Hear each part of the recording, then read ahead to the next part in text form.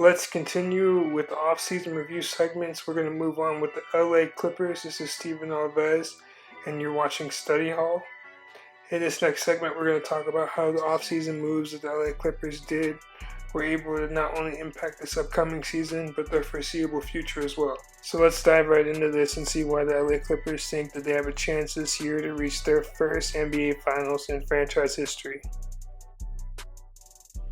So let's take a second to examine the Clippers season last year. Some strengths. They were an offensively efficient team. They were 9th in the NBA in offensive rating. They had the deadliest bench in the NBA in over 30 years, averaging almost 53.5 points per game. They had two of the top 3 Sixth Man of the Year finalists in Lou Williams and Montrezl Harrell, with Lou Williams taking the award home. Those two together averaged 36.6 points per game, which was the most by any bench duo in NBA history. And they were great at getting to the line and knocking down their free throw shots. They were first in the league in free throw attempts per game, and they were 8th in the league in free throw percentage. So some weaknesses. They didn't really take too many threes. Only 29.5% of their shots were three-point attempts, which was 3rd to last in the NBA. They had low assist numbers. Only 58.2 of their shots were assisted on, and that was 21st in the league, and they had an assist-to-turnover ratio of 1.65, which was 19th in the league. Now, defensively, they also had some struggles. They allowed 51.1 points in the paint per game, which was 23rd, 17.8 points off of turnovers, which was 26th, and defensive rebounding was tough for them. Defensive rebounding wise, they only grabbed 72.2%, which was 21st. And they allowed a lot of second chance points off of those. 13.8 per game, which was 22nd. So all this led to a 48-34 record, which was great. Doc Rivers and his staff did an amazing job. They lost in 6 games to the Golden State Warriors in the first round. And the key storyline for them last year was they had the best bench in the NBA in over 3 decades. Everybody talked about Lou Williams and Montrezl Harrell, and both those guys are going to be coming back. And they look like they're going to be a part of the foreseeable future for the LA Clippers, which is great, because what they were really missing last year was stars. And now, as we'll get into coming up soon, they have those stars. So now they have the pieces to really make a good run. So now let's take a look at the guys coming back that have helped to instill the culture in the LA Clippers last season. So we have Patrick Beverley, probably the most notable player out of this list because of his intensity. He brings a fire on the defensive end that is really rare to come across with NBA players. And he's really going to help out next season a lot in terms of keeping them at a championship level competition status. So we have Lou Williams, reigning Sixth Man of the Year. No player has won Sixth Man of the Year more times than Lou Williams in the history of the NBA. He knows his role, he enjoys it, he prides himself on coming off the bench, and he's deadly. And he's going to continue doing that for the rest of his career, including next season. Landry Shamet, shooter, played really well last season, got traded from the Philadelphia 76ers in the Tobias Harris trade, and was really a gem for the LA Clippers. They were able to start him a lot of games, and their development with him has been phenomenal, and they look to continue that going forward. Jerome Robinson, steadily improving, another shooter, going to be doing really well, played well in the G League last season, also played well in the actual NBA, and he looks to have a bright future. Rodney McGruder got traded from the Miami Heat. He was on the roster for the Clippers for some of last season, but he never got to play with them. He's going to be really instrumental to them in terms of adding that toughness like Patrick Beverley, but he's going to be coming off the bench more than likely. Montrezl Harrell, 3rd in the NBA in Sixth Man of the Year voting. Came in, bangs, and gets points, and gets rebounds. Montrezl is a really tough, big body that is really active, and it's really hard to match his intensity and the laser focus that he comes and brings to the court every time he's on it. It makes him a really tough cover, and that's how he was able to average as many points as he did with Lou Williams and really be so dynamic coming off the bench. Ivica Zubac started a lot of games for the Clippers last season. I think using this year to get himself in shape will be huge, and he's going to be instrumental to the Clippers' success moving forward as well, as he's really the only true center that they have on the roster, with Montrez really being a four that plays the center well. And you have JaMychal Green. JaMychal Green came from the Memphis Grizzlies, another tough body. He's a team-first guy, does what the team needs, and plays his heart out. He can stretch the floor, pick and pop, and he's a really dangerous player when it comes to that.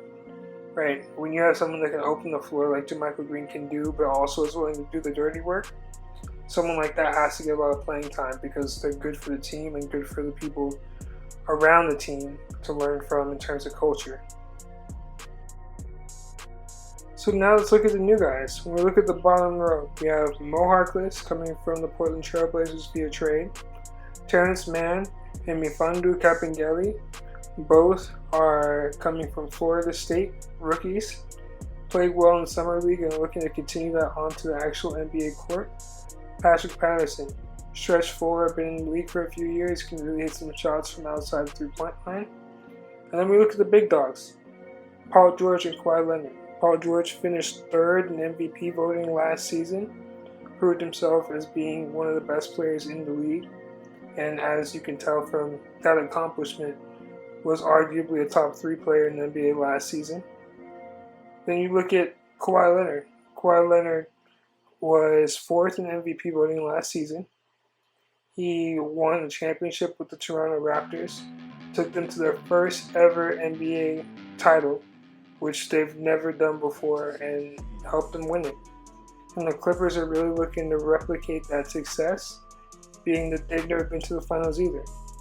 And that they want to get there, and they want Kawhi to come and help take them to that next level, just like he was able to do for Toronto. And when you have guys like Paul George and Kawhi Leonard on your roster, it's so hard not to be successful. Paul George and Kawhi Leonard are professionals. They're about their business, and they go and they do what needs to get done on the court. And when you have two people that can lead like that, you're not asking for anything else besides success. And I think that's a testament to the front office and the way how they built this roster. Mo Harkless is a real team guy coming from the Portland Trail Blazers. He was included in that huge blockbuster Paul George trade. He's a combo forward, meaning he can play both the small and the power forward. Specialties include cutting and defense, and he's on a 1-year, $11 million contract that's left over from his contract with the Portland Trail Blazers. It's going to make an immediate impact for the LA Clippers next season. I'm going to show you exactly why right now. So, the thing about Mo Harkless is he's really good at playing without the ball. He's able to find spaces and crevices just like that, to where he's able to get easy catches for either layups or dunks. He doesn't demand the ball to score, but he's able to do it without the ball. Right, as you can see there, he's able to create space and find angles for people to pass it to him. And so when you're playing with a coach like Doc Rivers that can really help to show players where the ball is supposed to go, people like Mo Harkless are going to feed off of that, and they're really going to find success. As you can see by that dunk there, Mo Harkless is really athletic. He thrives in transition, and he's a really good finisher. He has good hands, which allows him to catch lobs, but he also has really good body control. And that's really going to help him out a lot next season, because when you have Paul George and Kawhi Leonard on the wings, that's going to create easy opportunities in transition. He's also a really good defender. As you can see here, forcing Luka Doncic to take a really tough shot, he gets in you and he takes a challenge every single time. Here he's on Bogdanovic, playing him well. He's really versatile, so he can switch on to quicker players.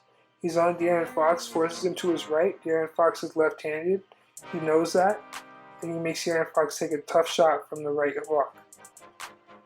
So now you see he's here, he's guarding Steph Curry. Trusted by Terry Stotts to do that. He's able to switch on to Kevin Durant, makes arguably the best player in the world take a tough shot, the miss.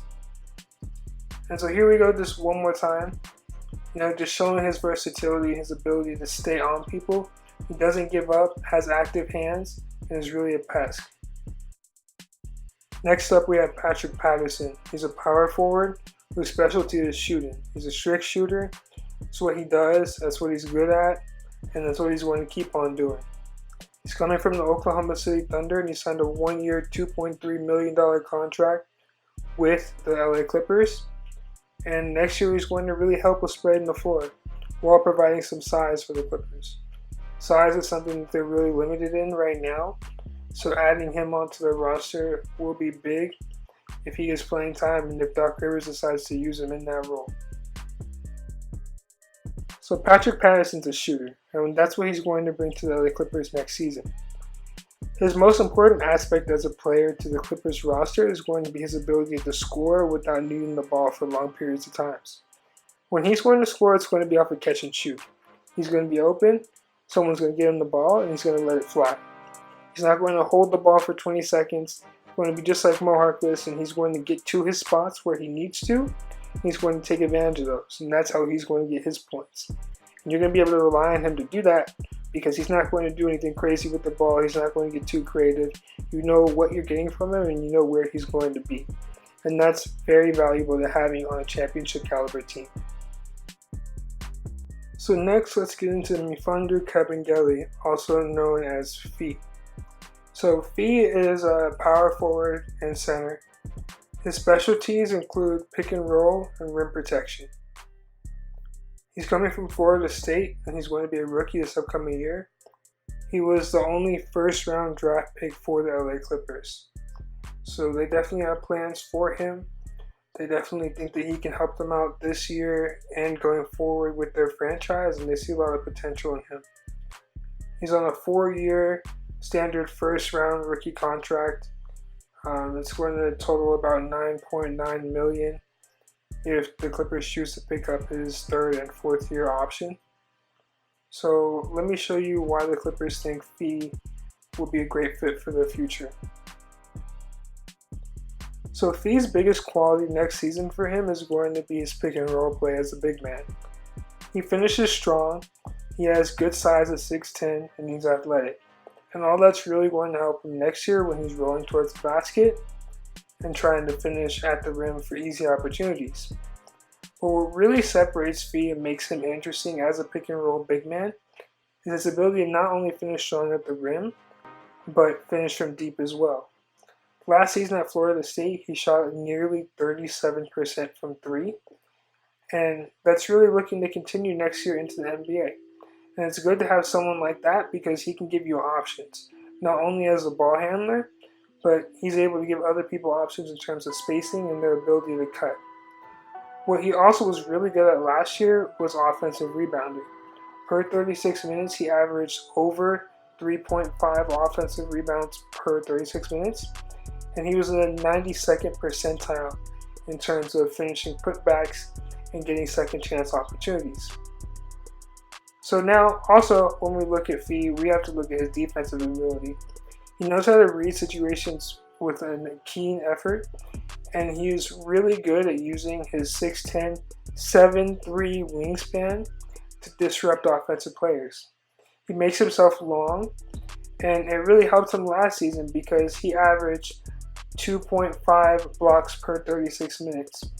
He protects the rim, and he knows where and when it's appropriate to use his hands and how to make it tough for the offensive player around the rim. Something the Clippers are really lacking right now on paper, and I think he's going to really be able to help them and provide that for them, kind of like Serge Ibaka was able to do back when he was with the Oklahoma City Thunder. So now let's look at the other rookie, Terance Mann. He was a teammate of Fee's in college, both coming from Florida State. He's a shooting guard. He excels in the pick and roll and in transition, and he was a 2nd round draft pick. He signed a 4-year, $6.2 million deal with the Clippers, and I feel like the Clippers are going to use him a lot next year as a ball handler, really as a point guard, right? Because when you look at coming off the bench, they're really thin at the point guard position, especially since Lou Williams likes to play the 2 a lot. So they're going to be able to use him a lot in that role. And when I look at what he was able to do with Coach Brian Adams in the NBA Summer League, he really excelled in terms of his decision making and his ability to operate out of the pick and roll, both scoring and facilitating. And he's going to find a lot of value with the LA Clippers next season doing that. So big props to him and big props to Coach Adams for their ability to set that up and really expose that to the rest of the Clippers front office and coaching staff. So as we were just talking about, he's someone that can really score off of pick and rolls. He knows how to read the defense and get to the rim to get the shot that he wants, which is something not many NBA players can do and is really overlooked as a talent in the NBA. But what he also really excels at is being able to find teammates. He has great vision for someone who plays the 2, and he's really an oversized combo guard, right? He can find different teammates for different lobs and different scoring opportunities, and that's really going to help out a lot with the teammates he has next year, especially with the hands that they have. So in transition, he has really good body control. He's able to finish at the rim through contact, and that's really going to help out a lot next year. Kind of as we were talking about earlier with Mo Harkless, just because you're going to have a lot more transition opportunities with Paul George and Kawhi Leonard on the wings. So now we're going to get into the big dogs. We're going to talk about Paul George first. Paul George is a wing, meaning he plays both the small forward and the shooting guard positions. His specialty is he's an all-NBA talent. So you can make the case that Paul George is a top 5, maybe top 10 player in the NBA right now. And as of last season, his play style was he was top 3. He performed, he delivered, and that led him to being 3rd in MVP voting, which was phenomenal. He is coming from the Oklahoma City Thunder in a blockbuster trade that basically the Clippers gave up the rights to about 7 picks to. So they gave up 5 first-round picks and the right to swap 2 other picks with the Oklahoma City Thunder. So it was a huge haul for him, and he's well worth it. He was an All-NBA first-team player last season, meaning, if you could pick 2 guards, 2 forwards, and 1 center, he was one of those guys in terms of best players in the league. He's a 6-time All-Star, and he's just going to continue getting better and growing. And he really wants to just be able to take the team on his back and, be able to perform and win games. And he has that mentality of a workhorse. And Paul George is going to really fit in well with the Clippers organization because that's the same mentality and culture that Doc Rivers, Lawrence Frank, and Michael Winger really want to instill in the players, the coaching staff, and the front office. So now, let's take a look at why Paul George is so deadly. When we talk about pick and roll, he's in the 91st percentile in terms of scoring off of points per possession, which means he really uses them very efficient, especially as a ball handler. Last season, he averaged 28 points per game, which was stupendous, and he's looking to continue that. One of his biggest assets as a pick and roll ball handler has to be his size. He's really a 6'8" guard, so it makes it tough for other guards to be able to contest with him and to be able to keep up with him because not only is he big, but he's fast and he's athletic. So he's able to get to the rim, but he's also able to shoot from downtown. He really likes shooting threes at a high rate, and he's good at it. So he knows how to take people off the dribble, how to use pick and rolls to get himself open, and he's very efficient. So now when we talk about Paul George, you also have to talk about his ability to move without the ball. Right? He's able to move and get himself open for easy opportunities, which also opens up other ways for his teammates to be able to score and become efficient in their own right. And that's really what a superstar is supposed to do. You're supposed to make your teammates better, and that's what Paul George does. You can see here, he's able to just shake defenders off, moving off the ball, and having someone that's able to score like that, especially a superstar, is a very underrated talent. He's also very good at moving off of screens. He's in the 84th percentile in the NBA when it comes to scoring and points per possession off of screens. And you can see here, he knows how to use them, he knows how to take his time, and he knows how to get the body of his defender into the screen. The more he's able to do that, the more he's able to find open looks, and he knows when it's appropriate to take the right shot and when it's not. Paul George himself moving without the ball or moving with the ball is dangerous. You can see here, he also knows how to cut. Very good at moving backdoor, finding ways to get open. In terms of cutting, he was in the 90th percentile in the league last year. So all these are really high, right? When you talk about pick and roll, 91st percentile. Moving off screens, 84th percentile. Cutting, 90th percentile. He himself is just a monster when it comes to finding ways to score the basketball. So then when we talk about defense, we're talking about someone who led the league in steals last year and was a top 3 defensive player of the year candidate. He's in the 83rd percentile in terms of getting stops and points per possession, which is huge. And he knows how to use his size and athleticism to his advantage. Paul George is great when it comes to getting deflections. He was 4th in the league last year in total deflections. And he's active with his hands, active with his body, and really is a pesky defender that can guard any player for the most part in the NBA.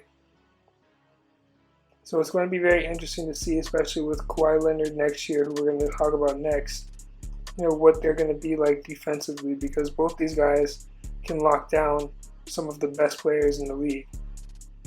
It's hard to say lock down, but more of slow them down, because you can't really lock down the NBA players. But it's going to be really interesting. I think Paul George is really going to leave an impact on this roster that's never going to be forgotten. I think it's going to be something that is really going to go down in history for the LA Clippers. So not only did the LA Clippers sign Paul George, but they also signed Kawhi Leonard. Kawhi arguably has made a name for himself as being the best player in the NBA. He's a small forward. His specialty is he's just an all-NBA talent, just like Paul George. Right? If you had to have a list of the top 10 players in the league, both these guys are in it without question.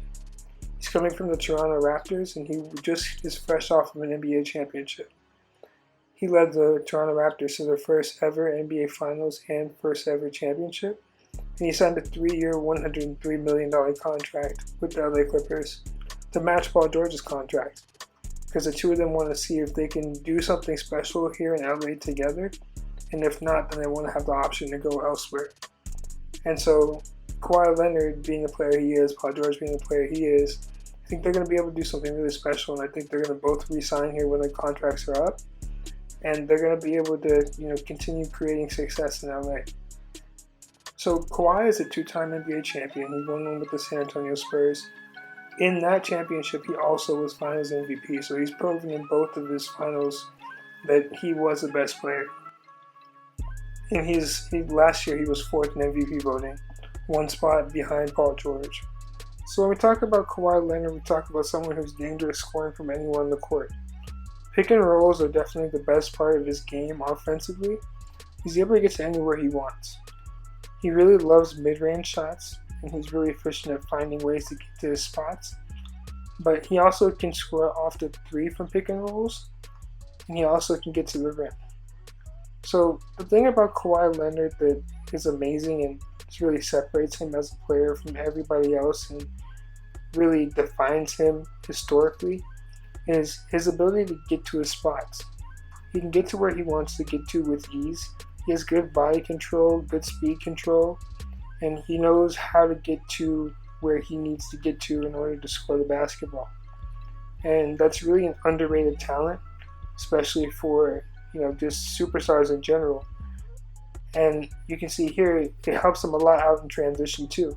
In transition, he's a threat because his size, his ball handling ability, his strength, his speed, his control, it all really helps him to get to his spots. And when you start a break and you have a player as elite defensively as he is, and you have another one just like you do with Paul George, there's going to be a lot of fast breaks and a lot of transition opportunities. And in transition, he is in the 86th percentile in the NBA in terms of points per possession last season. So it's definitely going to be amazing for the Clippers to have someone that can slow down the game just like he can, and also speed it up. When we talk about isolations, he's also a very good isolation player. He scored in the 84th percentile in terms of points per possession in isolation plays.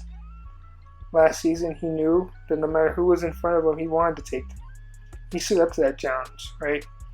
He never backed down no matter who was on him, and most of the time it worked out in his favor.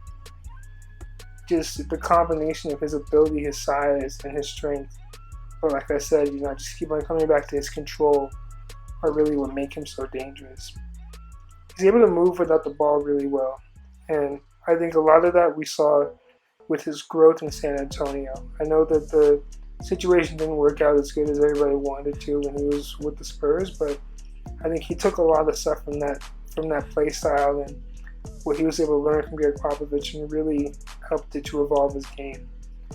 And that really not only helped him moving without the ball, but finding ways to use off-ball screens, as you can see here, to get himself open. Right? What you can do off the ball as an offensive player, especially as a superstar, is going to help you get easy points, because you're going to have so many people zoned in on you when you have the ball. But you need to find ways to be able to get open without it.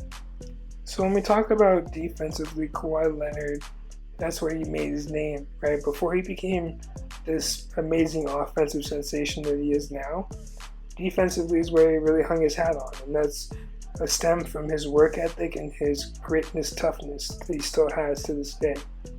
So he's a former 2-time Defensive Player of the Year. And for people that really don't know, if you're not a big man that gets this award, that means that you're an amazing, amazing historical lockdown defender on the perimeter.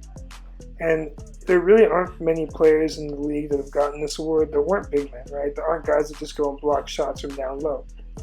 But Kawhi Leonard's ability to use his giant hands to force his offensive player to go where he wants him to go is just incredible.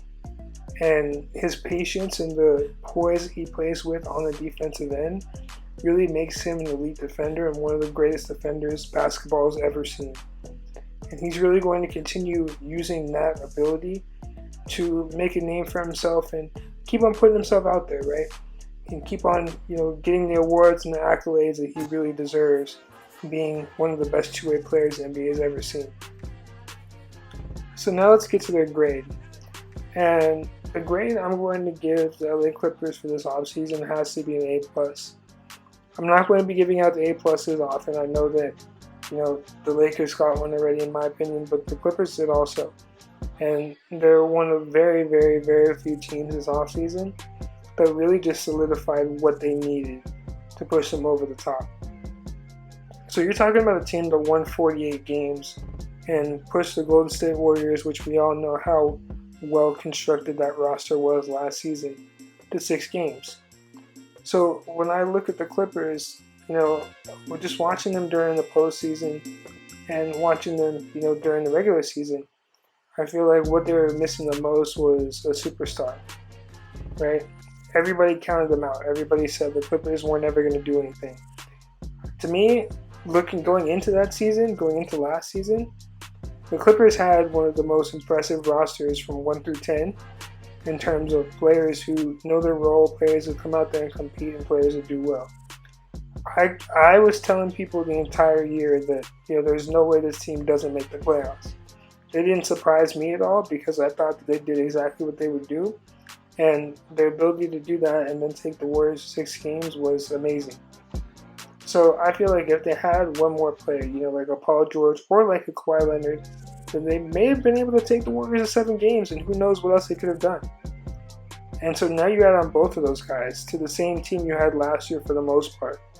Right? You're bringing back 2 of the top 3 bench players in the league, one of them that won 6th Man of the Year, and now you're adding on the 3rd and 4th MVP votes from last season, right? Paul George finishing 3rd in MVP voting and Kawhi finishing 4th. And Kawhi not only, finishing 4th in MVP voting, but winning Finals MVP, taking a team to the Finals for the first time and then winning them their first championship. That's what the LA Clippers want him to do. And that's what he's more than capable of doing this upcoming year and, for the rest of his contract and hopefully longer. So, being able to add two players that are as amazing as these two are defensively and offensively, when you talk about these two, you're talking about two of the best two-way players basketball has ever seen. It's just going to be insane to watch them go to work on the wing, and these two guys are really team-first guys, and they're going to really do what they can to make the team succeed, and they're going to push all their teammates to be better. And they really fit the culture that Doc Rivers, Lawrence Frank, and Michael Winger, and even Steve Ballmer want to install in the workplace. And I think it's going to be an amazing fit for them. My only concern with the Clippers next season is still going to be, their ability to control the paint. But I think having Kawhi Leonard and Paul George with their size, both being around 6'8", are going to be able to, switch on the guys, and they're going to be able to switch a lot more than they were in the past, meaning the Clippers. So it's going to stop guys from getting inside a lot easier, I believe, and it's going to prevent them from getting to the paint as easy as they were able to do in scoring. But I still think, rim protection is going to be something they're going to need to work on. I hope that Mfiondu Kabengele is able to really evolve into the Serge Ibaka player that I see him possibly being able to, step into. And if he can do that and make it kind of rim protection, I just don't see how this team can be beaten this season. They have everything. They have defense. They have two superstars. They have offense coming off the bench. They have offense in the starting lineup. To me, this is probably the most dangerous team in the NBA right now. And I'm excited to see how the season works out for them. And I think that they much deserve the A+ grade that I gave them. Thank you guys for watching the LA Clippers review episode of Study Hall with Steven Alves in our off-season review segments. I look forward to finishing out the Pacific Division. We have one more team left before we move on to another division. And I'm looking forward to going forward with this. I'm having lots of fun with it. I hope you guys are too. If there's anything you guys want to see, please let me know. Comment, like, subscribe. And I look forward to continuing this journey. Thanks.